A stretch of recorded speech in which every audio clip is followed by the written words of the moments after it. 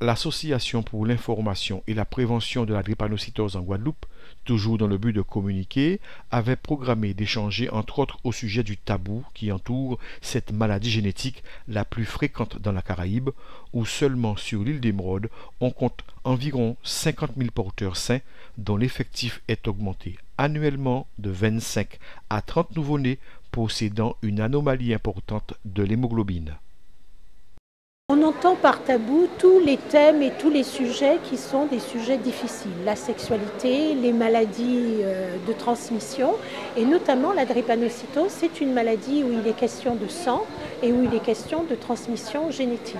Tant que la famille va pouvoir en parler sans tabou, ça permettra à l'enfant à ce moment-là de se positionner vis-à-vis de sa vie en tant qu'acteur de sa vie. La présence de Agnès Lenné, historienne et chercheuse consultante au Centre d'études des mondes africains, a permis à cette association de patients d'approfondir les connaissances de ses membres sur la genèse de la drépanocytose et d'avoir un regard différent sur la mise en place de tout l'environnement médical en dehors de la prise en charge médicale. C'est bien de se prendre en charge, je veux dire, au niveau de ses soins, de son devenir personnel, mais il est aussi important de savoir d'où vient cette maladie, comment elle est perçue ailleurs, et aussi toutes les réflexions que l'on peut avoir au niveau de la psychologie de l'enfance, de l'adulte autour de cette maladie. Donc je crois que c'est très important aussi